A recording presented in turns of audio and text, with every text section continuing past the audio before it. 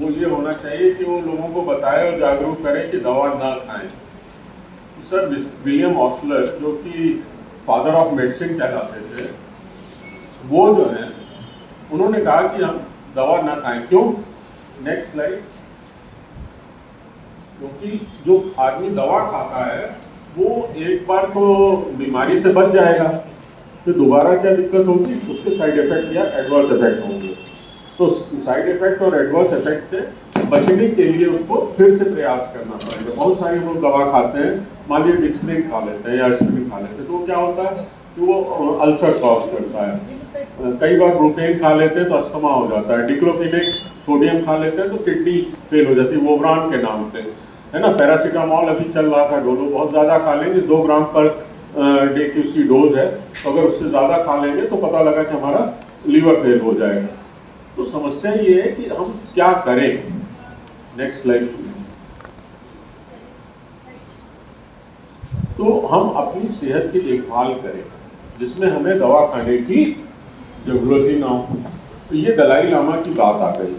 दलाई लामा ने एक बार क्या कहा कि आदमी जो होता है वो बड़ा विचित्र होता है ना। पैसे कमाने के चक्कर में सेहत गंवाता है और सेहत कमाने के चक्कर में पैसे गंवाता है। जीता ऐसे है जैसे मरेगा ही नहीं, और मर ऐसे जाता है जैसे कभी जिया ही नहीं। क्लियर?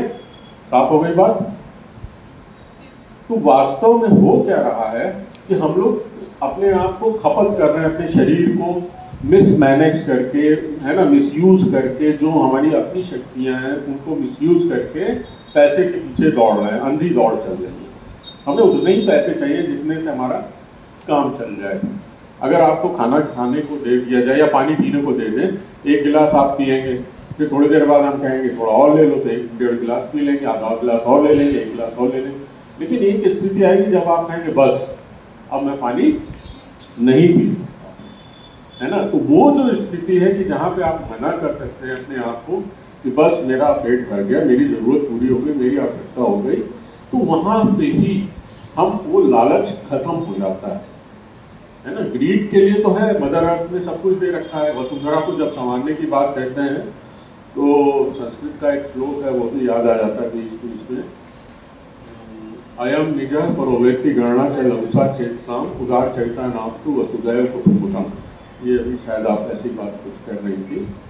तो ये जब आप पढ़ेंगे और आगे बढ़ेंगे, जानेंगे, तो फॉर्चुनेटली मेरे को आयुर्वेद जब मैं पढ़ने लगा तो मेरे को ये सारी चीज़ें, Sanskrit, modern science, chemistry, biochemistry और ह्यूमन फिजियोलॉजी, एनाटॉमी, पता नहीं क्या क्या कितना पढ़ना पड़ा।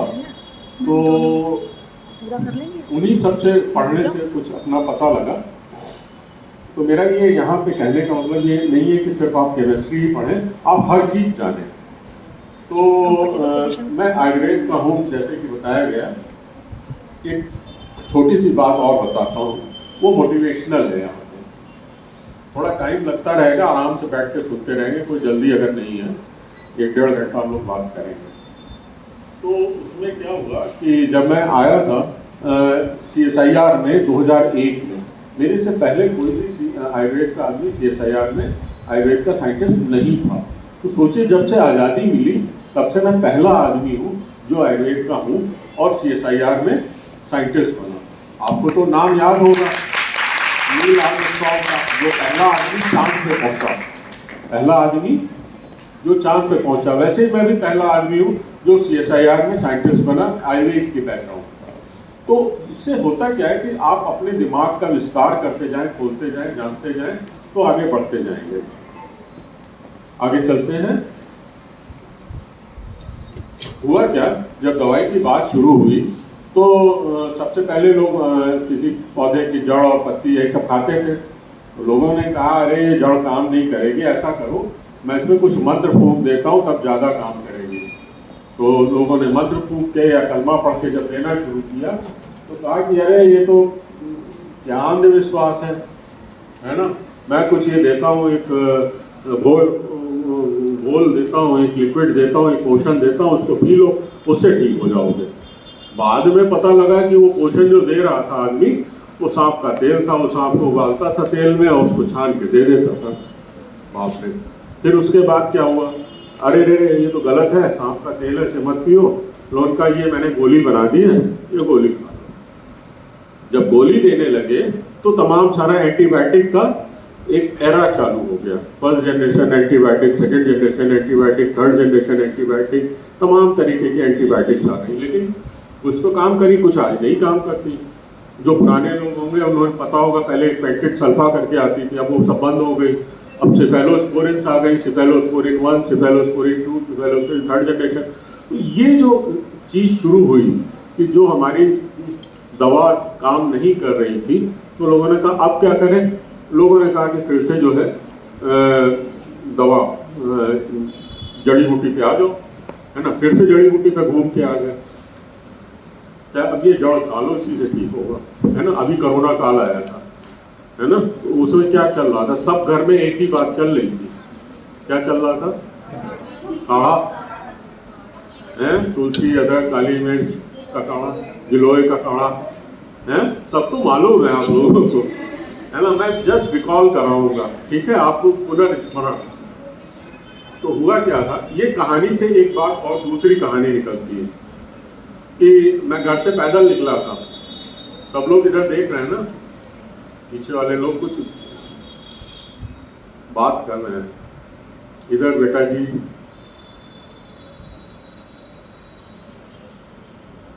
इनको तुम्हारे लिए बात करने का मौका बहुत मिलेगा, है ना, मेरे को बात करने का मौका कम मिलेगा।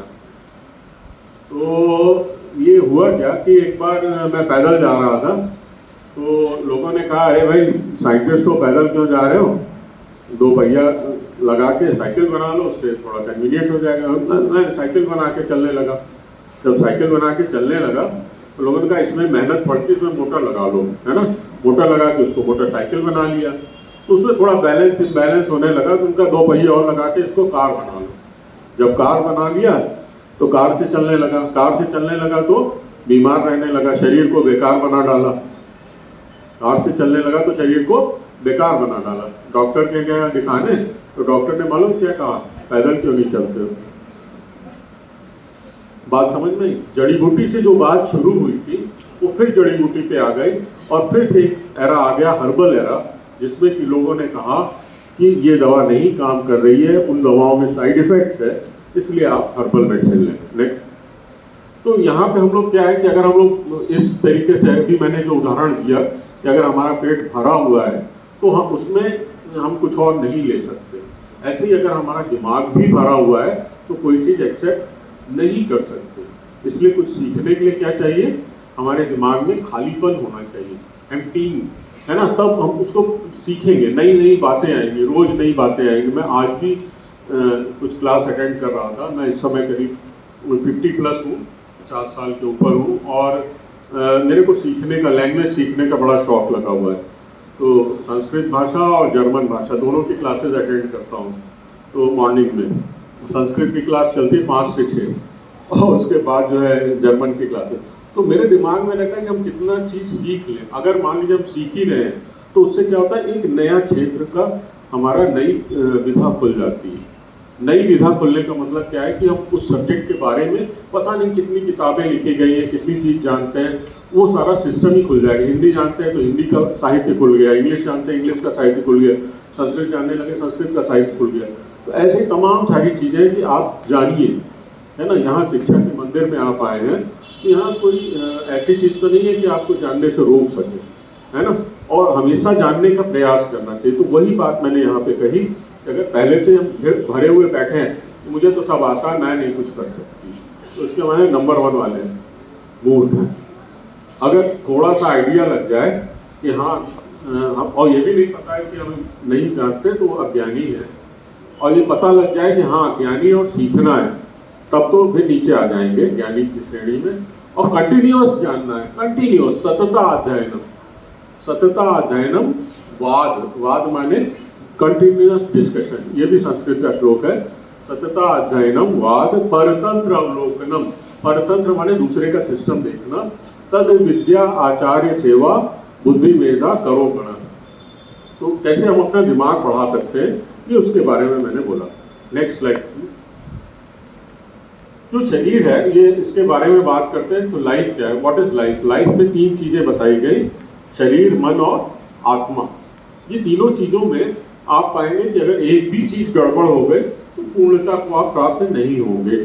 शरीर में अगर मान लीजिए कोई अंग नहीं है, किसी के हाथ नहीं होते, किसी के पैर नहीं होते, किसी के आंख नहीं होते, किसी की कोई दिक्कत है, तो पूर्ण नहीं है। मान लीजिए किसी का मन खराब हो जाए, पागल हो जाए, है ना, साइकी उसकी गड़बड़ हो जाए, तो भी क्या वो पूर्ण है? पूर्ण नहीं है ना। समाज में उसका उतना सम्मान नहीं हो पाएगा। फिर ऐसे ही अगर उसकी आत्मा ही निकल गई तब क्या बचा? तब तो बॉडी बची ना। अभी संजीव ओझा सामने खड़े हैं, इनका मन ठीक है, शरीर है ठीक है, तब तो ठीक है। लेकिन मान लीजिए किसी वजह से कोई चीज भी गड़बड़ हो गई, है ना, विकलांगता आ गई तो गड़बड़ है, पागलपन आ गया तो गड़बड़ है, आत्मा ही निकल गई तब क्या है? अब तो कहेंगे बॉडी है, निकाल के देखो, जलाओ। तो ये एक चीज समझना है हम लोगों को कि हम लोग हैं क्या। तो हम लोग कॉम्बिनेशन है शरीर, मन और आत्मा का। तो तीनों को ठीक होना चाहिए। शरीर को ठीक रखने के लिए क्या चाहिए हमें? आहार, न्यूट्रिशन, है ना। शरीर को काम करने के लिए, शरीर को बढ़ाने के लिए, शरीर को चलाए रखने के लिए, हर चीज के लिए हमें एनर्जी चाहिए होती। तो वो कहाँ से आएगा? आहार से। मन को ठीक रखने के लिए नींद अच्छी होनी चाहिए। जिस दिन भी आपकी नींद पूरी नहीं होती, अगले दिन आपका हैवी जाता है ना, बहुत भारी जाता है ना। तो और सिर में दर्द हो जाता है, ब्लड प्रेशर बढ़ जाता है, तमाम सारी और दिक्कत होने लगती है और चिड़चिड़ापन आ जाता है। ये जो वास्तव में है कि नींद भी पूरी होनी चाहिए, 7-8 घंटे की अच्छी तगड़ी नींद लिया करिए, है ना, अच्छे से खाना खाया करिए। और तीसरी चीज एक है कि वो है ब्रह्मचर्य। ब्रह्मचर्य माने क्या है? ब्रह्मचर्य माने एक रेगुलेटेड लाइफ का जीना है। बहुत सारे लोग इसको ब्रह्मचर्य को अन्य अर्थों में भी लेते हैं, बहुत सारे लोग इसको सोचते हैं क्या है, लेकिन ये वास्तव में क्या है? ये एक रेगुलेशन ऑफ लाइफ है, जहाँ पे हम रेगुलेटेड लाइफ जीते हैं। कभी कभी हम अनरेगुलेटेड लाइफ जीते हैं। आजकल बच्चे पढ़ने के चक्कर में और मोबाइल के चक्कर में और टीवी के चक्कर में रात देर तक जागते रहते हैं, 2 बजे रात, 3 बजे रात तक। वो एक बड़ा अजीबोगरीब चक्कर है और अपनी नींद तो खराब करते ही हैं, मन भी खराब करते हैं और अपना शरीर भी खराब करते हैं। आगे चलें। ये मैं आयुर्वेद की जो बात कह रहा था, यहाँ पे आपकी केमिस्ट्री आ जाती है। आयुर्वेद है क्या? ये इधर कोने में देख रहा हूँ, ये फोटो किसकी है? इंडियन मोनालिसा की बात करें तो कौन है? ऐश्वर्या राय। हाँ, हो सकती है, लेकिन अब लेटेस्ट जो है हमारे सामने करंट लिविंग ऐश्वर्या राय को ले लेते हैं। नहीं, वो आप सही कह रहे हैं, आपके जमाने में वही नहीं होगी, हमारे जमाने में ऐश्वर्या राय है।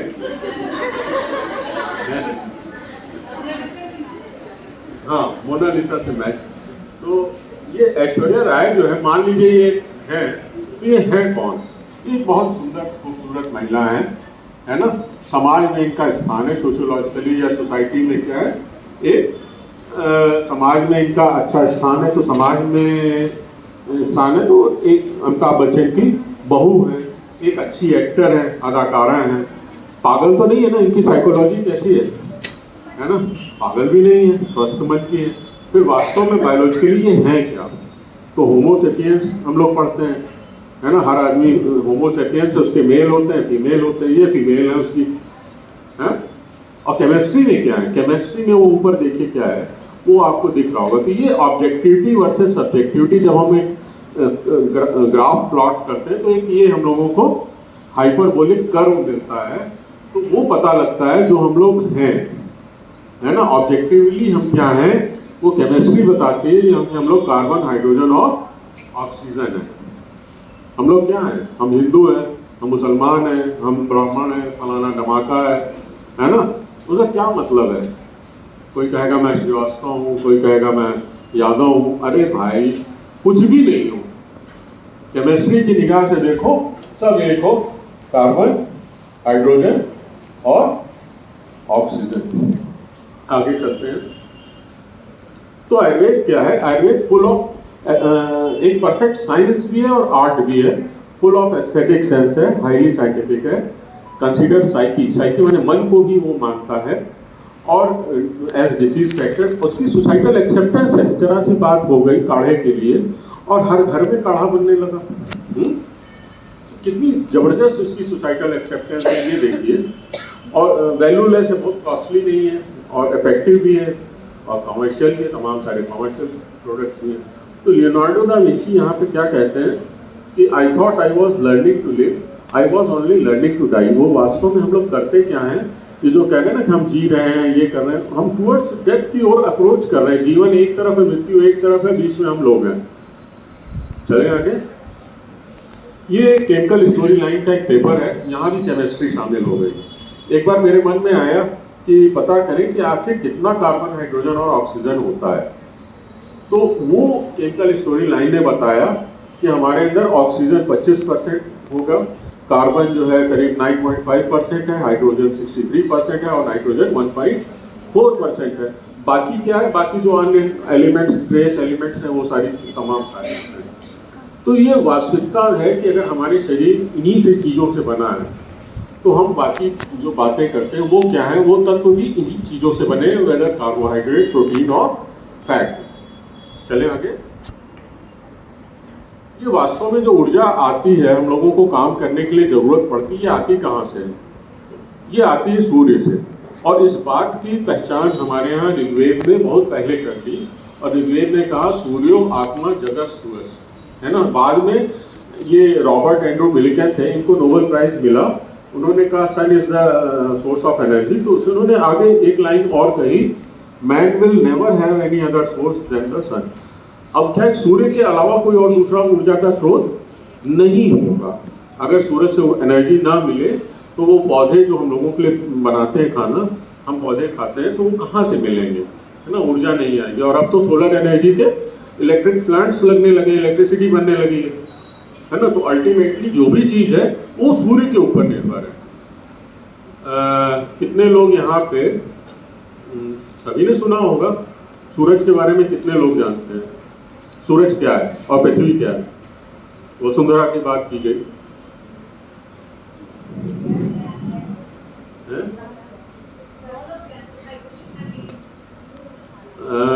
जो पृथ्वी है वो प्लेनेट है और जो सूरज है वो स्टार है।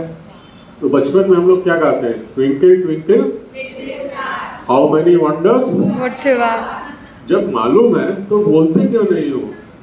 मैं कुछ अलग चीज थोड़े नहीं पूछ रहा हूँ। स्टार है तो सन एक स्टार है। तो जब हम लोग अपनी पृथ्वी से देखते हैं तो कितने स्टार दिखाई देते हैं? बहुत सारे दिखाई देते हैं ना। तो जो स्टार है वो एनर्जी एमिटिंग होते हैं, ठीक है। इसके मतलब क्या है कि फिलहाल हमारे लिए सूरज ही एक ऐसा स्टार है जिसकी एनर्जी हम ले सकते हैं, ठीक है। तो ऐसा भी नहीं है कि सूरज एक दिन हमारे यहाँ ढलेगा नहीं, सूरज भी हमारे यहाँ ढल सकता है ना। वो एनर्जी एमिट कर रहा है, कोई आदमी हमेशा अपनी ऊर्जा देता जा रहा है। तो लेकिन वो जब और केमिस्ट्री पढ़ते हैं तो उसमें पता हम लोगों को लगता है कि फिजन और फ्यूजन की तमाम सारी प्रक्रियाएं होती हैं और उससे वो ऊर्जा का विनिमय होता रहता है। तो ये जो बात अभी कही ट्विंकल ट्विंकल लिटिल स्टार, तो ये इसके मतलब कि सूरज ही फिलहाल हमारे लिए पेनल्टीमेट सोर्स ऑफ एनर्जी है। यहाँ पे सूरज के ऊपर जब बात निकली है तो थोड़ा अपने कल्चर के ऊपर भी बोलते चले। मैं ऐसे ही बोलूँगा, साइंस भी बोलूँगा, थोड़ा कल्चर भी बोलूँगा, थोड़ा संस्कृत भी बोलूँगा। कल्चर में किसी ने देखा होगा कि हमारे यहाँ नदी में दिए तैरा देते हैं, सिरा देते हैं। किसने देखा है? नदी के किनारे कौन रहता नहीं होता, सुबह शाम आरती होती है, दिए उसमें दोने में रख के तैरा देते हैं। अच्छा ये भी नहीं देखा, अगर तुम लोगों ने ये देखा होगा, बोला होगा कि जाओ सूरज बाबा को जल चढ़ाया हो, है। एक वो आता है करवा चौथ का व्रत, उसमें क्या कहते हैं, चंद्रमा को दिया दिखाना है। ये सब क्या है? ये प्राचीन हमारा अग्नि विज्ञान का एक सिस्टम है कि जिसमें हम लोग ऊर्जा की जो आराधना करते हैं उसमें ये कहते हैं कि डब डब अंधेरे समय की नदी में अपने अपने दिए सिरा दो, शायद कोई दिया क्षितिज पे जाकर सूरज बन जाए। आई बात समझ में? हम इसलिए करते हैं कि हमें मालूम है कि एनर्जी दे रहा है, एमिट कर रहा है, किसी दिन ये खत्म हो जाएगा। तो हमें क्या करना है, हम अपना दिया इसमें, उम्मीद का दिया इसमें नदी में बहा देते हैं, क्षितिज पे जाएगा। उस समय हमें मालूम नहीं था कि नदी कहाँ जा रही है, वो तो जा रही है जब सूरज डूब रहा है, वहां पे हमारा दिया टिमटिमा रहा है। तो वो एक बात है। दूसरी बात, जब सूरज को जल चढ़ाते हैं तो उसका कारण क्या है, जब अग्नि विज्ञान में पढ़ते हैं और अधिक तो पता लगता है कि अग्नि की उष्णता से सूरज जल न जाए, इसलिए अपने उत्ताप से गर्म ना हो जाए, जल न जाए, तो हम लोग उसको जल चढ़ा के ठंडा करते हैं। फिर जो चंद्रमा है वो अपने शीत से कहीं ठंडा होकर के वो ना हो जाए, तो उसको हम लोग क्या करते हैं, दिए की उष्णता देते हैं। आप देखो ये जो पूरा सिस्टम है ना, ठंडे गर्म के बीच का, यही जीवन है। और ठंडा गर्म का जो जीवन है, ये हम लोगों का शरीर एक गर्मी का परिणाम है कि हम लोग कहते हैं कि एक उष्णता हुई या दो शरीरों में उष्णता हुई तो उससे क्या हुआ, जन्म हुआ। और ये जन्म के बाद जब मृत्यु होती है तो हमारा शरीर कैसा हो जाता है, ठंडा, है ना। तो ये दोनों जो है गर्म और ठंडे के बीच का परिणाम है। और इसी में क्या हुआ, ये जो एनर्जी का हम लोग बात कर रहे थे कि ऊर्जा की बात कर रहे थे, ऊर्जा ही हमारी वास्तव में करेंसी होती है। यहाँ थोड़ा सा कॉमर्स भी आ गया, इकोनॉमिक्स की भी बात आ गई। तो ये जो ऊर्जा है, हम लोग किसी को भी लगाते हैं, काम करते हैं, लेबर को रखते हैं, तो उसका हम क्या लेते हैं, उसकी हम एनर्जी लेते हैं। कहते हैं तुम 3 दिन की जो अपना काम करोगे या 2 दिन काम करोगे या 1 दिन, या जितने भी लोग हम लोग काम कर रहे हैं, हम लोग क्या दे रहे हैं, हम लोग यहाँ अपना ऊर्जा दे रहे हैं। उस ऊर्जा के बदले हमें क्या मिल रहा है, पैसा। गाड़ी चलती है, गाड़ी किससे चलती है, कार पेट्रोल से। पेट्रोल कैसे मिलता है, पैसे से, ठीक है। बम भी फोड़ना होगा तो भी जो चाहिए होगा न्यूक्लियर मटेरियल, उसके लिए हमें पैसे खर्च करने पड़ेंगे। कोयला भी खरीदना है तो क्या होगा, है ना। कुछ भी आप सोच लो कि ये जो करेंसी एनर्जी है, ये डायरेक्टली प्रोपोर्शनल टू करेंसी है। तो यही चीज होती है जो हमारे अंदर शरीर में जो जन्म होता है, वो ऊर्जा का प्रवेश से हो जाता है, ठीक है। वो जो एनर्जी है जिस दिन निकल जाती है, तो एनर्जी है ही करेंसी है। करेंसी क्या कहते हैं, धन। जब ऊर्जा हमारे शरीर से निकल जाती है तो कहते हैं निधन हो गया। मेरी बात बहुत सीरियसली समझिए, है ना। ऊर्जा जब मिलेगी तो धन है, और ऊर्जा जब निकल गई तो निधन है।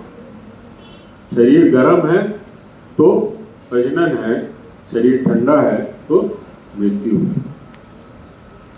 बहुत सरल शब्दों में समझा रहा हूँ, बहुत गूढ़ दार्शनिक विषय भी है और बहुत डीप साइंस है, जो हमारा भारतीय या हिंदू सिस्टम ऑफ माइथोलॉजिकल तमाम सारी है, उनमें ये सारी बातों का जिक्र है। आयुर्वेद में भी जिक्र है, और अग्नि विद्या करके इसका आगे आएगा। और चूंकि सब लोग उतना बात बताते नहीं है या जानते नहीं होंगे या उस तरीके से उनका ध्यान नहीं गया होगा, इसलिए मैं चाहता हूँ कि आप सभी ये बात जानें। एक ये पौधे के बारे में कहा गया, जो बायोटेक्नोलॉजी वाले होंगे वो देखेंगे कि ये सोलोनेसी फैमिली का एक ऐसे पौधे की कल्पना की गई है जो ऊर्जा का डबल संचयन करे, है ना। ऊपर उसमें टमाटर लगे, नीचे उसमें आलू लगे। तो लोगों को कहा टोमेटो बना दो। कुछ लोग जा रहे हैं, लगता है मेरा पसंद नहीं आ रहा है। बैठ जाओ भाई, बैठ जाइए सब लोग, जो लोग खड़े हैं। तो जो बात मैं कह रहा था टोमेटो की, टोमेटो जो होता है ये एक काल्पनिक पौधा है कि जिसमें सूरज की एनर्जी आएगी और दोनों हम लोग उसमें लेंगे। ऊपर की ओर बना तो टमाटर बन जाएगा, जड़ के नीचे की ओर जाएगा तो आलू बन जाएगा। ये दोनों एक ही फैमिली के पौधे हैं, सोलोनेसी के। आगे चलते हैं, आगे चलते हैं बेटा। तो ये जो सूरज का मैं अभी बात कर रहा था, ये वास्तव में ऊर्जा की ही बात कर रहा था। और ये एनर्जी सूरज से आ रही थी और पौधे उसको ले रहे थे, और उसी पौधे को 2 तरीके की एनर्जी फॉर्म में हुई। एक जो हम लोग खाना खाते हैं, है ना, जो, और दूसरा जो खाना नहीं खा पाते हैं।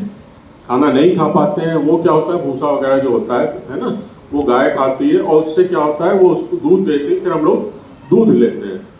तो चरित जी जो घास वन में बन गया, वो दूध गाय के थन में। क्लियर है ना।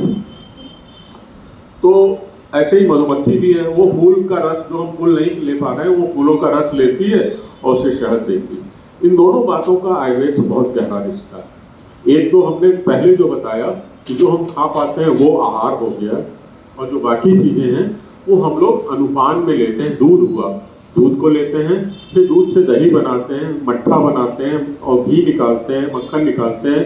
तो ये जो प्रक्रिया है आयुर्वेद में, दूध, दही, मक्खन, घी और जो पौधों से फूल का जो रस से बना मकरंद लेकर के बनाती है शहद, वो सारे हमारे अनुपान में आते हैं। बहुत सारी दवाइयों को सेवन करने में इन चीज़ों का इस्तेमाल होता है। कभी कभी बोलते हैं इसको शहद से ले लेना, इसको घी से ले लेना, इसको दूध से ले लेना, इसको इस चीज़ से ले लेना। तो इसके माने कि हम ऊर्जा का मैक्सिमम इस्तेमाल करना चाहते हैं। फिर एक बात, जो सूरज से ऊर्जा आ रही थी वो आप देखेंगे, अभी हम लोगों ने दिया भी जलाया था, तो वो वही ऊर्जा है जो उस घी में विद्यमान है, और जब हम उसमें दिए में डाल देते हैं और जलाते हैं तो वो वैसी ही अग्नि उत्पन्न होती है जैसी कि सूर्य में है। तो वो एक हमारे भीतर जो दिया जलाने की बात आती है कि दीप जलाएं, है ना, शुभम करोति कल्याणम आरोग्यम धन संपदा शत्रु बुद्धि विनाशाय दीप ज्योतिर्नमोस्तुते, ऐसा करके जलाते हैं। वो वही चीज़ है कि आप हम एनर्जी को बार बार रिकॉल करते हैं, एनर्जी ऊर्जा के स्रोत को। ये तो सूर्य का है, तो हम सूर्य को तो अंदर ला नहीं सकते, तो सूर्य का एक प्रतीकात्मक रूप है दिया, है ना। इसीलिए कहते हैं कि जोत से जोत जलाते चलो ज्ञान की गंगा, वही कर रहा है। ठीक है, आगे चले। फिर एक चीज आती है ये मिट्टी की भी बात कर रहे हैं, इसलिए मैं ये सारी बातें जो कर रहा हूँ सिंबॉलिज्म, आकाश, वायु, अग्नि, जल, पृथ्वी, ये 5 चीजें इन्हीं से हमारा शरीर बना है। क्षिति, जल, पावक, गगन, समीरा, पंच तत्व मिले बनी शरीर। तो ये जो पृथ्वी है इसमें क्या होता है कि कई बार ऑर्गेनिक कंटेंट कम हो जाते हैं या न्यूट्रिटिव वैल्यू कम होती है, तो जो पौधे अपटेक लेंगे वो पौधे प्रॉपर अपटेक लेकर के भी वो न्यूट्रिटिव डेफिशिएंट होंगे, है ना, उनमें वो ताकत ही नहीं होगी। फिर वो खाएंगे तो कहेंगे हमें ताकत नहीं मिलती है, फल खाया तो भी ताकत नहीं है। फिर जो डेफिशिएंट प्लांट का चारा गाय खाएगी तो वो डेफिशिएंट दूध देगी, वो डेफिशिएंट दूध पिएंगे तो कहेंगे दूध भी पीते हैं ताकत नहीं आती, लगता ही नहीं है। फल भी खा रहे हैं तो भी नहीं लग रहा है, अनाज भी खा रहे हैं तो भी, क्यों? क्योंकि जो सॉइल है वही खराब है। तो हम लोग क्या कहते हैं, मिट्टी खराब है, कहते हैं ना तेरी तो मिट्टी ही खराब है। अक्सर आपस में कहने में एक ये स्लैंग लैंग्वेज में ये आ जाता है, तेरी तो मिट्टी ही खराब है ना। तो वो एक चीज हो गई कि मिट्टी खराब नहीं होनी चाहिए, मिट्टी अच्छी होनी चाहिए, मिट्टी की देखभाल करें। तो जो अभी आप लोगों ने गाया कि स्वयं सजे, और वो चीज यहाँ पे आती है कि वसुंधरा को संवारने के लिए, ऑर्गेनिक कंटेंट बढ़ाने के लिए, ऑर्गेनिक खेती को बढ़ावा देते हैं। इसीलिए हम लोग उसमें क्या करते हैं, मैक्सिमम ऑर्गेनिक कंटेंट बढ़ाए रखते हैं, तो न्यूट्रिशन हमारा मेंटेन रहेगा। आगे चलते हैं। अभी जो बात कह रहा था कि वजन वाली मशीन लगा दें, पता लग जाएगा अंडर न्यूट्रिशन और ओवर न्यूट्रिशन। तो जो लोग ऐसी फोटो देखी होगी लोगों ने कि जिसमें कोई भूखे लोग खाते रहते हैं उल्टा सीधा, तो वो क्या है, उसकी वजह से ये जो गड़बड़ होता है ना, तो होता क्या है, अगर हम कम खा रहे हैं तो एनीमिया हो रहा है, डेफिशिएंसी डिसऑर्डर्स हो रहे हैं, तमाम सारी बीमारियां हो जाएंगी, लोगों की इम्यूनिटी कम हो जाती है उसकी वजह से। लेकिन ये जो ज़्यादा खा रहे हैं ये क्या होंगे, ये मोटे होंगे, ये मेटाबॉलिक डिसऑर्डर के प्रोन होंगे। दूसरा, इनकी सेंसिटिविटी बहुत बढ़ जाएगी, है ना, तो उस हाइपर सेंसिटिव हो जाएंगे, इनका इम्यूनो सिस्टम एक्टिवेट ज़्यादा हो जाएगा, हाइपर। तो अस्थमा टाइप की चीज़ होगी, कैसे एलर्जिक रिएक्शन देंगे, है ना, किसी बात पे जल्दी उत्तेजित हो जाएंगे, जल्दी गुस्सा होंगे, पित्त की बीमारियाँ ज़्यादा होंगी, एसिडिटी ज़्यादा होगी, और ब्लड प्रेशर बढ़ जाएगा, और आर्थराइटिस हो जाएगा। ये सारी चीज़ें तब होगा जब आपके पास ऊर्जा ज़्यादा है और उसको आप कंज्यूम कर रहे हैं, तो आपका एनर्जी लेवल बढ़ा हुआ है, तो हाइपर इम्यून सिस्टम एक्टिवेट हो गया। तो दोनों कंडीशन में आपका ऊर्जा का इम्बैलेंस है, उसको एक बैलेंस चाहिए। आगे चलते हैं। कुछ लोग ऐसे भी होंगे, सोचते हैं कि हम व्रत कर लें, कुछ उपवास कर लें, डाइटिंग कर लें, आजकल बहुत सारी चीज़ें चल रही हैं, दुबला होना, तो ओवर न्यूट्रिशन की बात हो गई। आगे चलते हैं। इसके लिए चाणक्य ने एक बैलेंस डाइट के लिए आर्यभक्त की बात कही, है ना। आर्यभक्त में कितना चावल, कितना दाल, कितना ये नमक और घी या तेल होना चाहिए, एक बैलेंस डाइट का दिन भर का उन्होंने निकाला। इससे क्या हुआ, ये आर्यभक्त कहलाया। है ना, तो उससे क्या हो, बैलेंस डाइट। और आगे चलते हैं, ये एक बात आ गई, बहुत जबरदस्त बात आ गई। तो ये पौधों से तो हम दोनों चीज ले रहे हैं, जड़ी बूटी दवा भी बना रहे हैं और खाना भी। क्या कोई ये बता पाएगा कि अगर गन्ने का रस पीना है तो कितना पिएंगे? गन्ने का रस पीना है तो हम लोग कितना पीते हैं? 200 ml। अदरक का रस पीना हो तो 1 चम्मच। दोनों तो पौधे से ही आया है ना। अदरक का रस 1 गिलास क्यों नहीं पी सकते? अदरक का रस 1 गिलास क्यों नहीं पी सकते? अदरक का रस 1 गिलास क्यों नहीं पी सकते? क्यों नहीं पी सकते ये पूछा। और गन्ने का रस 1 चम्मच पिएंगे तो क्या होगा?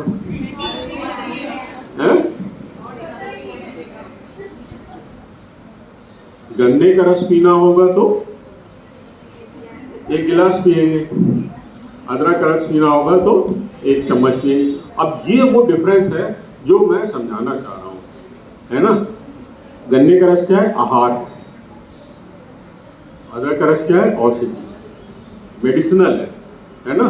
तो जो भी मेडिसिनल चीज होगी वो कम मात्रा में क्रियाकारी होगी। जो आहार है वो हमारे क्या है? प्राइमरी मेटाबोलाइट्स है। केमिस्ट्री की बात फिर से आ गई, फैट, कार्बोहाइड्रेट और प्रोटीन। ठीक, तो वो जो फैट, कार्बोहाइड्रेट, प्रोटीन है वो हम ज्यादा क्वांटिटी में लेते हैं। और यहाँ पे जो हमारा ट्रेडिशनल इंडियन विजडम है, प्राचीन भारतीय बौद्धिक ज्ञान, वो यहाँ पे आता है। हम लोग गन्ने का रस जब 1 गिलास पीते हैं, उसमें अगर 1 चम्मच अदरक का रस मिला के पिए तो आहार औषधि समुच्चय हो जाता है। जो गन्ने के रस की ठंडी तासीर है और अदरक का रस मिला लेते हैं तो वो बराबर हो जाता है ना, नुकसान नहीं करता। फिर उसमें कभी कभी हम लोग पुदीना भी मिला देते हैं, कभी कभी उसमें नमक भी मिला देते हैं, काला नमक। तो वास्तव में इलेक्ट्रोलाइट इम्बैलेंस को ठीक करता है, ठीक है, पेट की बीमारियों को ठीक करता है, तो एनर्जी को सोर्स हो जाता है। तो जो उस समय के लोग बुद्धिमान थे जिन्होंने गन्ने के रस की कल्पना की, वो एक फॉर्मुलेशन है ना। आप कभी गौर से देखो छोटी छोटी चीजों को अपने आसपास, तो आपको समझ में आएगा कि कितना जबरदस्त ज्ञान भरा हुआ था ठूस ठूस के, कि कैसे किसको कर दिया। एक छोटी सी बात अभी और बोल रहा हूँ, आहार औषधि का एक उदाहरण आप बताओगे। हम लोग डेली एक चीज खाते हैं सुबह शाम,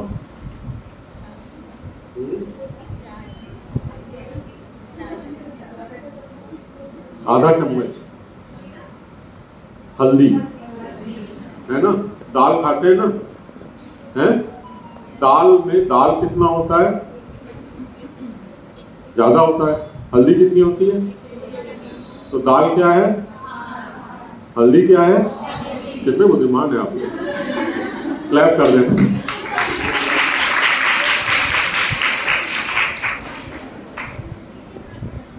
तो आहार औषधि का कॉन्सेप्ट क्लियर हो गया।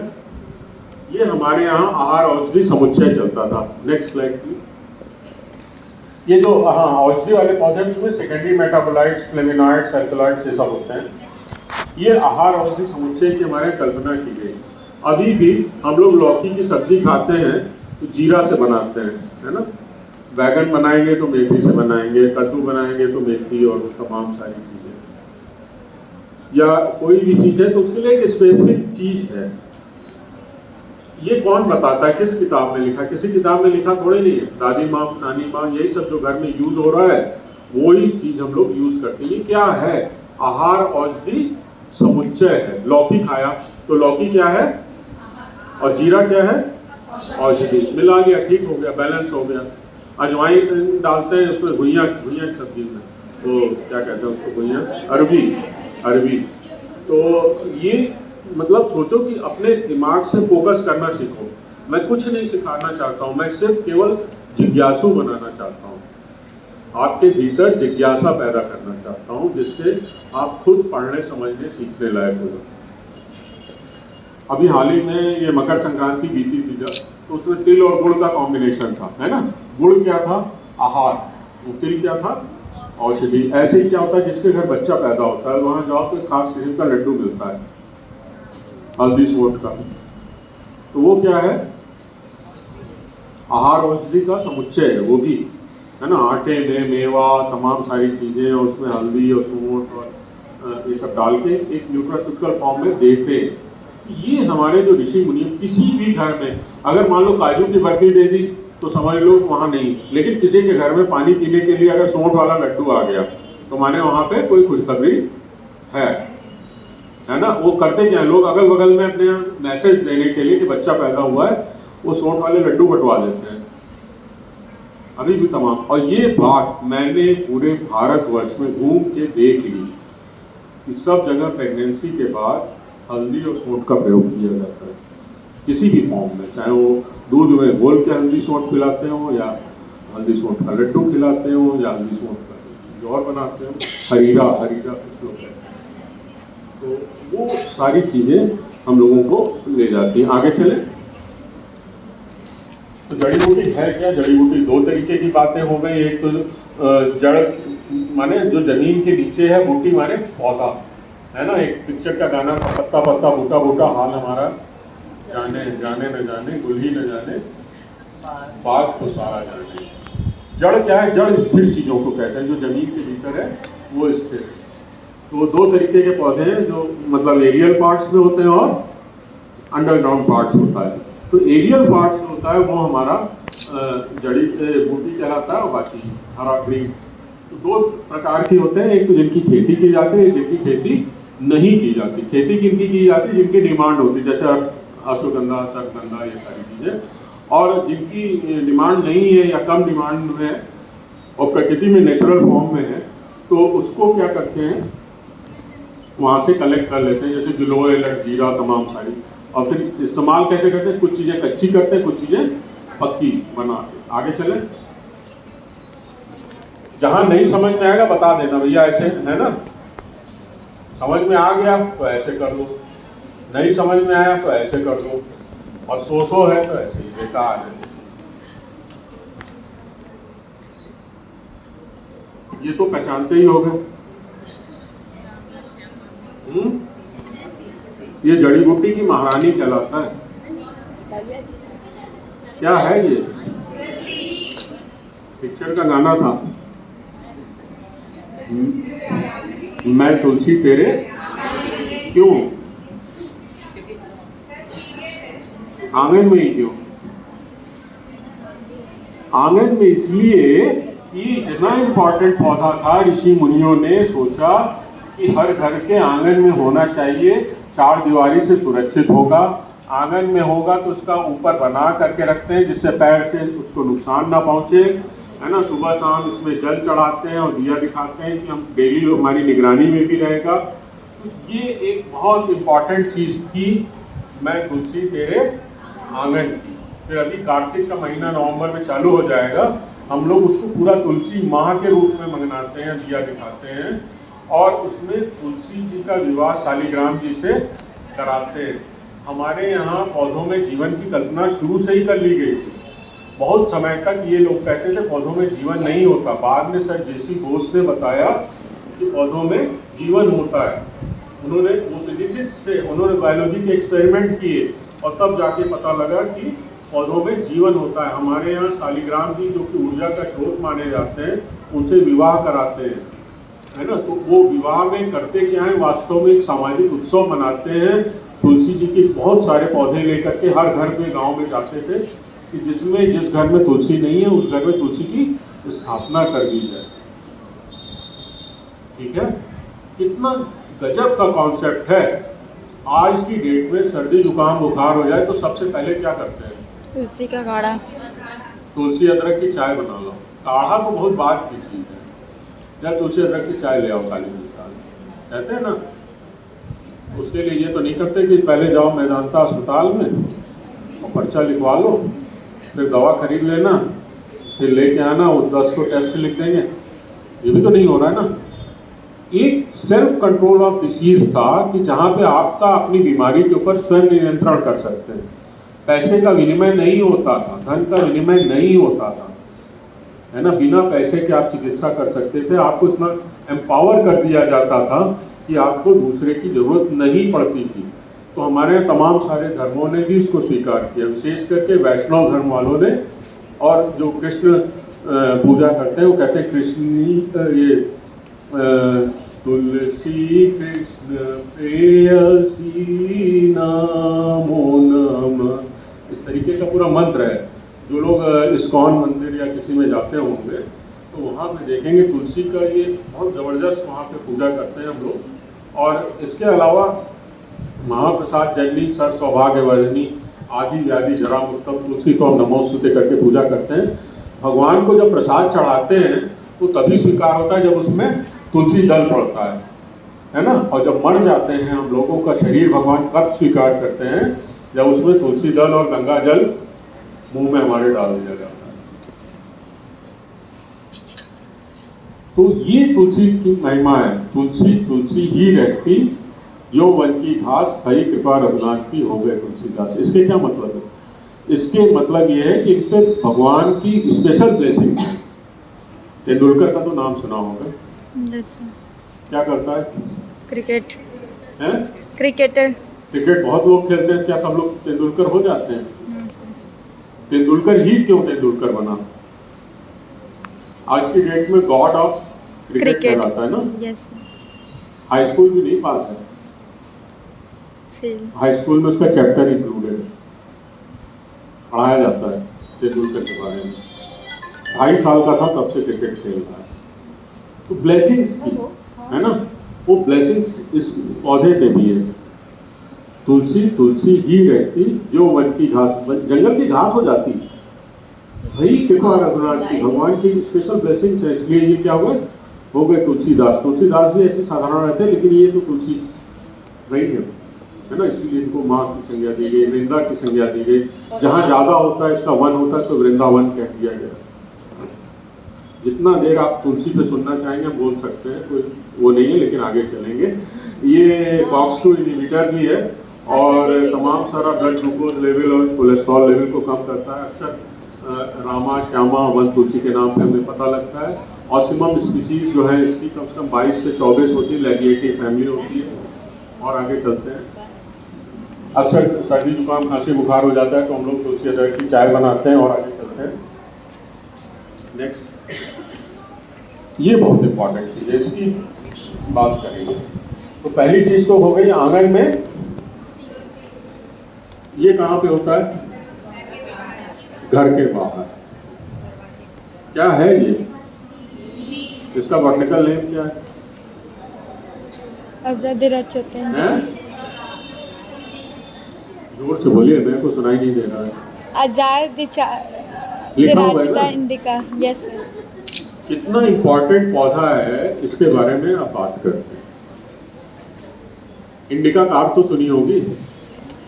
इंडिका कार किसने बनाई है? टाटा।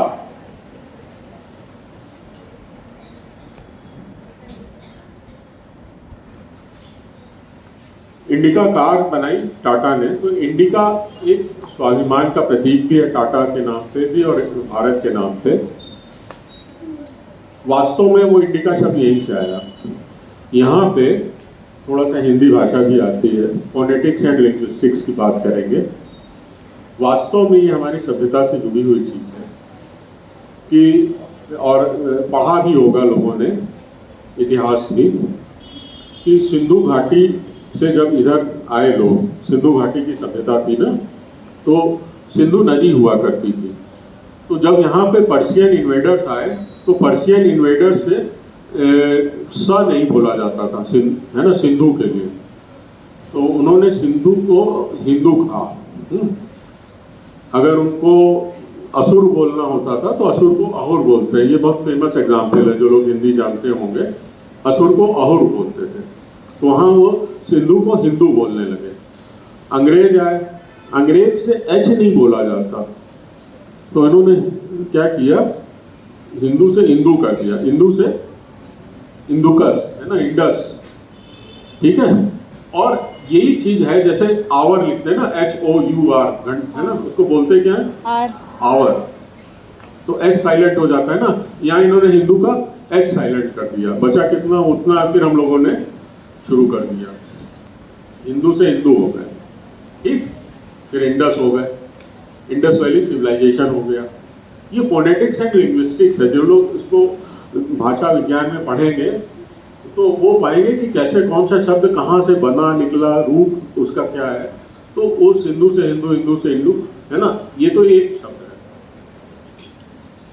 तो इसी तरीके से हुआ क्या कि मान लीजिए अगर इस कमरे में कोई सरदार बैठा होता तो कैसे पहचानते? सर पगड़ी से। सिर पे पगड़ी होती, जिसके सिर पे पगड़ी है वो सरदार है। तो जब पर्शियन इन्वेडर्स आए उनको मालूम था नहीं कि भारत कहाँ पे, तो उन्होंने कहा जहाँ पे नीम लगा है वही भारत है। ठीक है। इसका जो पर्शियन नाम ने दिया आजाद दरख्तुल हिंद। क्या नाम दिया पर्शियन ने? आज़ाद दरितो हिंद। आजाद दरख्तुल हिंद। ठीक है। आजाद डायरेक्ट का इंडिका। आई बात समझ में? जब आया उसको लैटिनाइज हुआ बॉटिकल नेम आजाद दरख्तुल हिंद, आजाद डायरेक्ट का इंडिका। तो ये हमारी अस्मिता की पहचान है। जैसे सरदार के लिए सिर पे पगड़ी है ना, वैसे ही ये भी है कि भारत कहाँ है? जहाँ पे नीम लगा है। बहुत सारे देश, बहुत सारे हमारे राजस्थान के पास जाइए ना, नीम राणा, नीमच, और बहुत सारे गांव देश के नाम है। निमाई नाम ही नीम पे पड़ा हुआ है, पूरे के पूरे गांव नीम से लगे हुए हैं। तो नीम ये पौधा जो है ये क्या है, कहाँ का? ये भारत का है। तो जो भी पौधे भारत के होते हैं उसका नाम इंडिका करके आता है। इंडिका का क्या मतलब है? आजाद डायरेक्ट का इंडिका माने भारत का पौधा। मैंजीफेरा इंडिका, अशोका इंडिका, जितने भी पौधे में इंडिका लग गया वो माने भारत के यहाँ के पौधे हैं विशेष रूप से। तो इसीलिए वो इंडिका भारत की पहचान बना। तो नीम जो है इसको इन्होंने क्या किया, बड़ा पौधा होता है, इसको दरवाजे पे स्थापना की गई। तो दरवाजे पे स्थापना का क्या मतलब है मेरे को बता दीजिएगा जब मेरे को खत्म करना होगा। नीम जो होता है, बोर होने लगेगा तो भी बता दीजिएगा। नीम जो होता है वो दरवाजे पे स्थापना की गई। घर के आंगन में उन्होंने तुलसी लगाया और दरवाजे पे नीम, हर घर के बाहर नीम। इसकी छाल भी काम आती है। Next slide. मतलब इसको दतुईन करने से लेकर के पोड़ा तुलसी सब में ड्रग हाउस, फार्मेसी, सारी चीज़ें इसको कहा जाता है। नेचर ड्रग स्टोर है। ये करंट साइंस का एक पेपर था जिसमें पत्ती, छाल, फूल, फल, सारी चीज़ें इसकी काम आती हैं। लेप्रोसी में, स्किन डिसऑर्डर्स में, अभी वो होता है बुखार, तिजारी बुखार होता है कहते हैं, या वायरल फीवर होता है ना, मम्प्स और उस टाइप के, मीजल्स टाइप के, कि तुलसी की पत्ती के पानी से नहला दो, तुलसी के पत्ते का बिस्तर पे बिछा दो। और इवन अभी एक चीज़ और है, बहुत इम्पॉर्टेंट है, हम लोग अक्सर नाम सुनते हैं सल्फास का। सल्फास का नाम क्यों सुनते हैं? केमिस्ट्री नहीं पता है? सल्फास पॉइजन होता है। हाँ,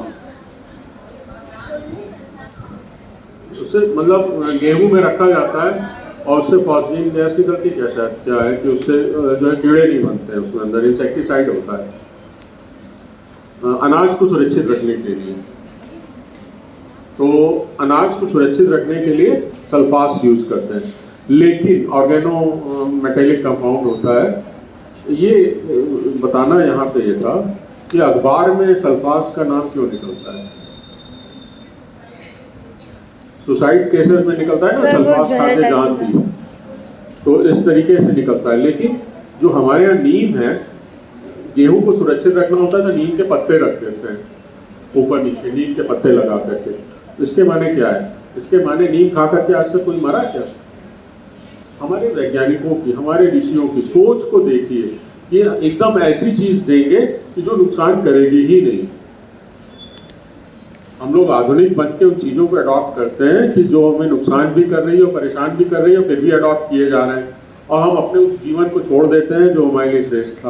और इसीलिए पश्चिमी सभ्यता हमारे पीछे भाग रही है और हम लोगों का पश्चिमीकरण हो रहा है।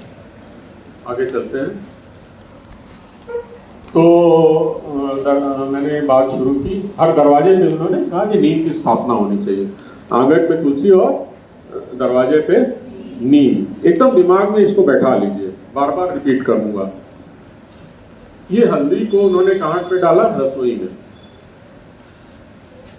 इसकी एक कहानी और आगे भी सुनाऊंगा।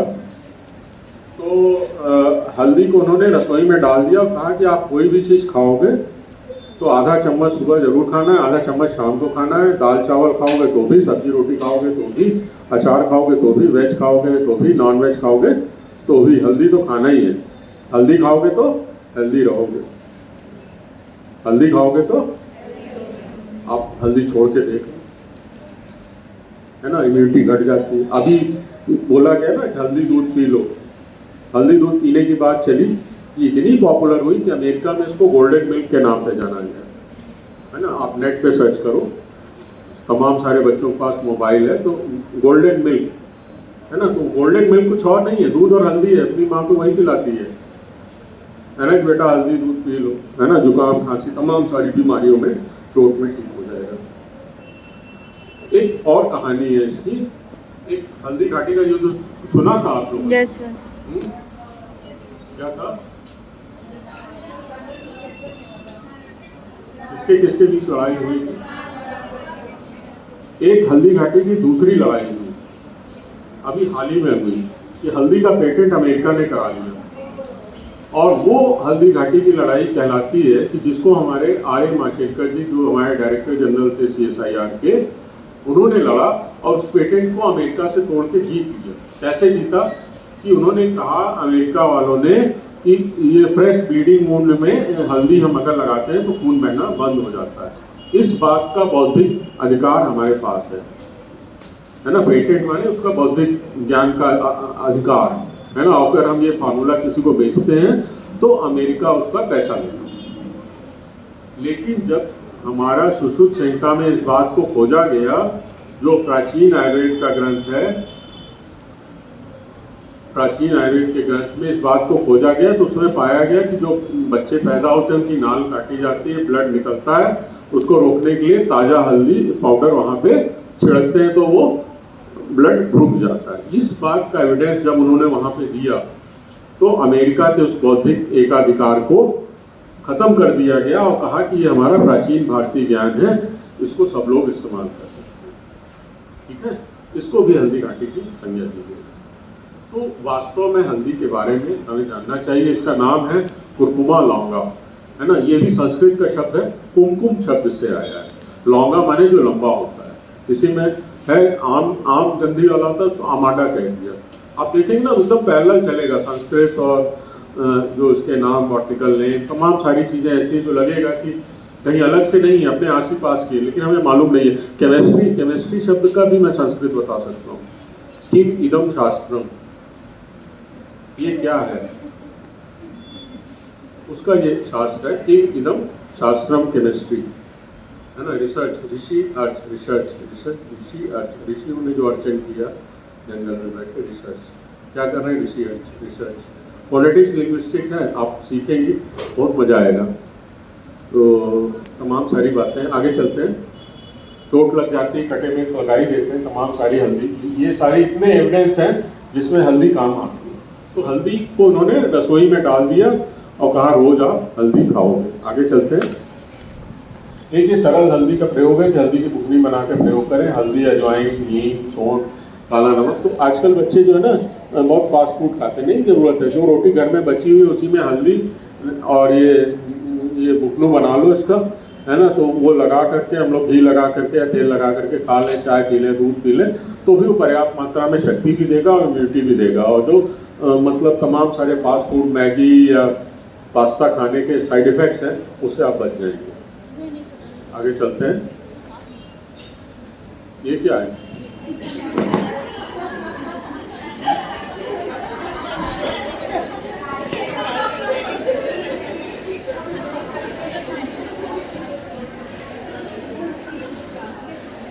मजा आ रहा है?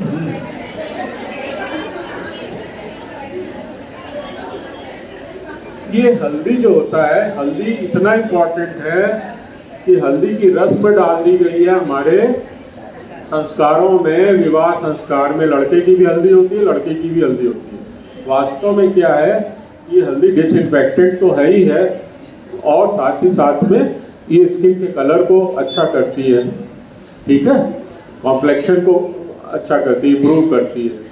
तो हमें मालूम है शादी में दो शरीर मिलके एक होने वाले हैं, तो दोनों को डिसइंफेक्ट कर दो, है ना। ऐसा ना हो कि एक दूसरे के इन्फेक्शन उसको लग जाएं, स्किन के डिसऑर्डर्स हो जाए, फंगल इन्फेक्शन, बैक्टीरियल इन्फेक्शन। तो ये वास्तव में क्या है, डिसइंफेक्ट करने का एक तरीका था पुराने समय का, कि जिसमें आपको सुंदर तो बनाएंगे ही बनाएंगे, डिसइंफेक्ट भी करेंगे, है ना।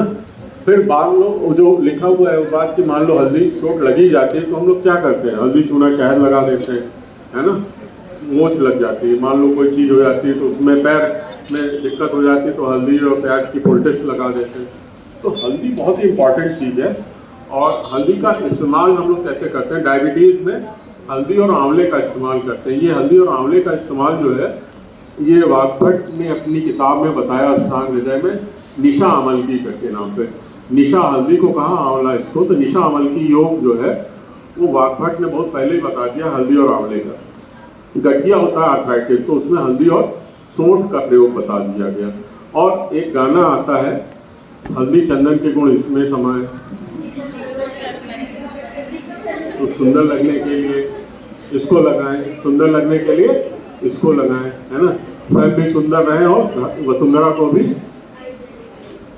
को भी संवार दें। तो क्या बिको टर्मरिक लगाएं? नहीं, हल्दी चंदन लगाएं। ठीक, तो बताइएगा अगर बोर हो रहे हो तो यहाँ पे मैं अभी रोक सकता हूँ, इतना ही जानना आपके लिए काफी है, हैं? या आगे चलें?